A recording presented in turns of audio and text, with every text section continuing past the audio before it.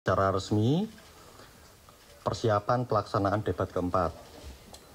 Jadi langsung saja saya akan sampaikan untuk pelaksanaan debat keempat akan dilaksanakan pada hari Minggu tanggal 21 Januari tahun 2024. Tempat pelaksanaannya Assembly Hall Jakarta Convention Center di Jakarta. Jadi di JCC. Untuk pelaksanaan secara on air akan dilakukan pukul 19 waktu Indonesia Barat.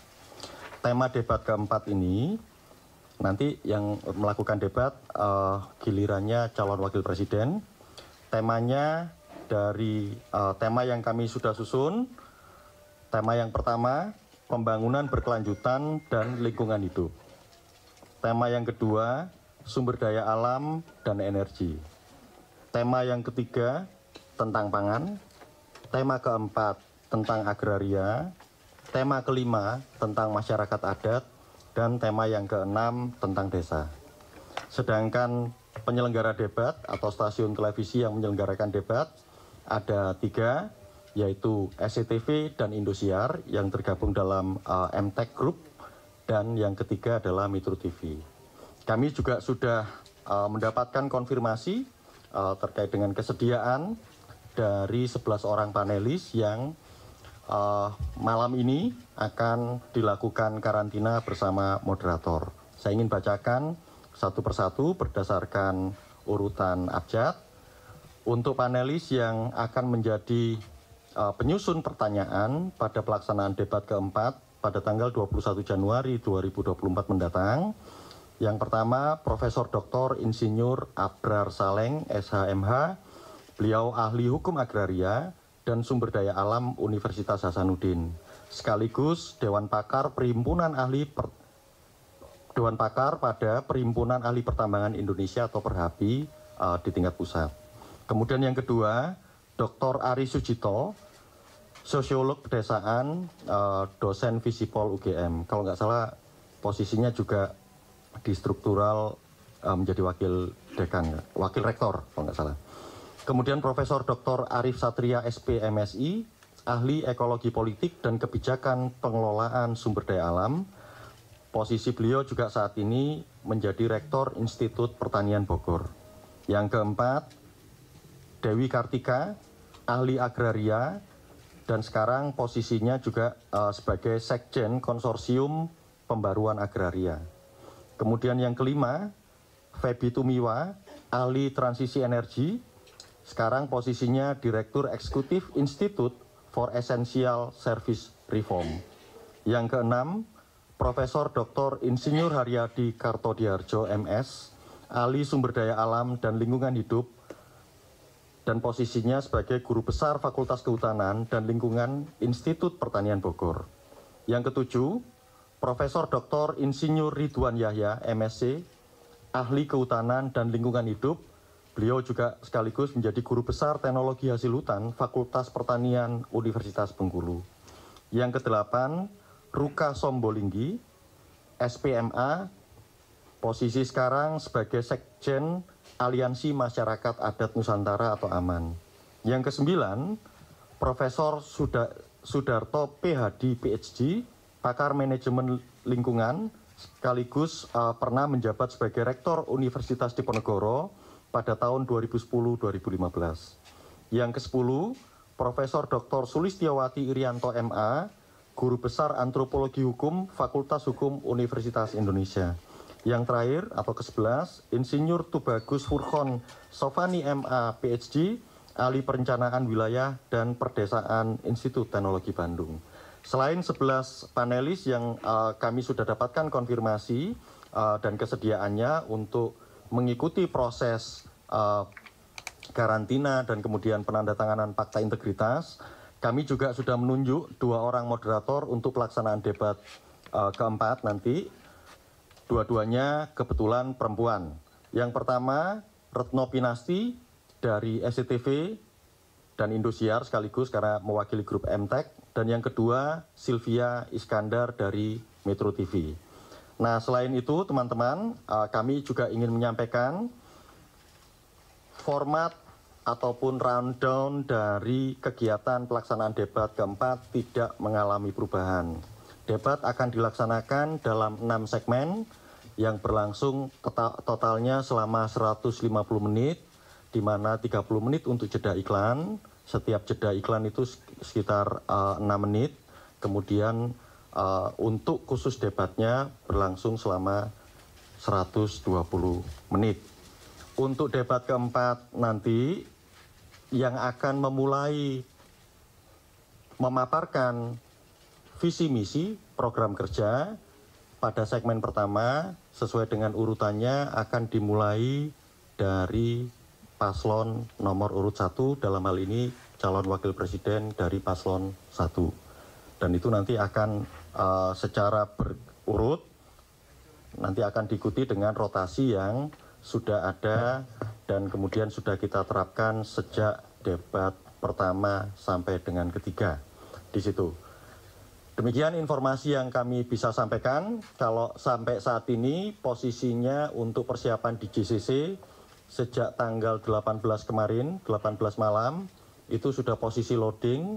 Hari ini sudah persiapan-persiapan terkait dengan panggung, layout, desain, segala macam.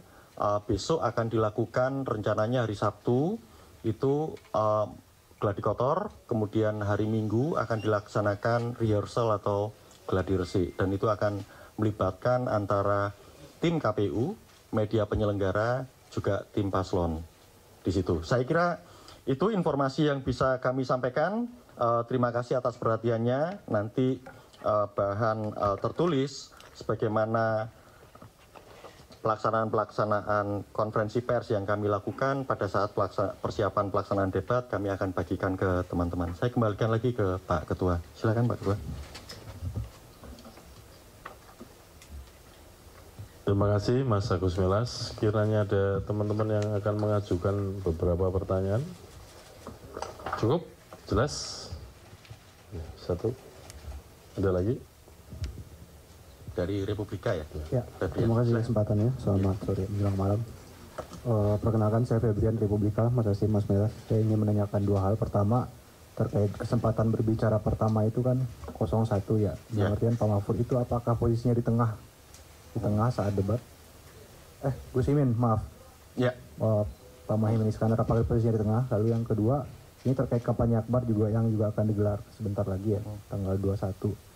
Nah di puncak istilahnya itu rapat umum. Rapat umum, ya, rapat umum yang dalam bahasa keputusan KPU.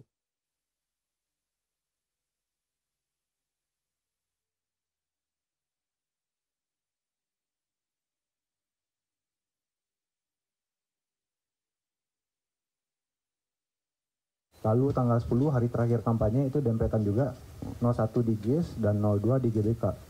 Nah sebelum memutuskan ini apakah KPU sudah mempertimbangkan adanya potensi gesekan antar pendukung mengingat di satu daerah yang sama? Lalu apa antisipasi dari KPU mencegah terjadinya? Karena mengingat ini kampanye akbar yang melibatkan banyak orang. Terima kasih. Terima kasih. Mas Melas, lanjut. Baik, terima kasih Mas Febrian untuk dua pertanyaannya. Benar, nanti di debat keempat akan urutan untuk penyampaian visi misi akan dimulai dari paslon 1. Sedangkan untuk posisi itu nanti posisinya berarti kalau kemarin nanti posisinya kalau nggak salah paslon 1 di tengah. Itu sudah diatur. Bukan. Nanti debat terakhir itu posisinya balik lagi 1, 2, 3. Kalau yang debat ketiga kemarin posisi paslon 2 yang di tengah kalau nggak bener ya? Bukan, paslon 3.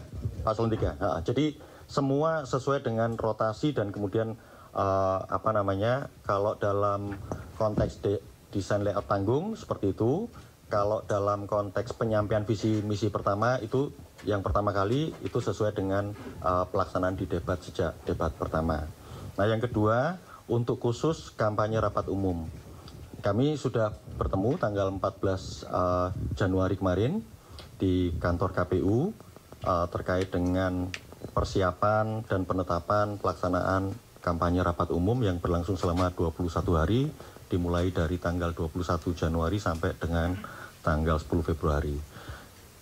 Sebagaimana yang kami sampaikan dan juga dikeluarkan dalam bentuk surat keputusan KPU bahwa untuk pembagian zona, kampanye rapat umum disepakati beberapa hal pada saat itu. Yang pertama memang pasti akan dibagi berdasarkan prinsip pengundian. Yang kedua, partai politik pengusul akan mengikuti paslon.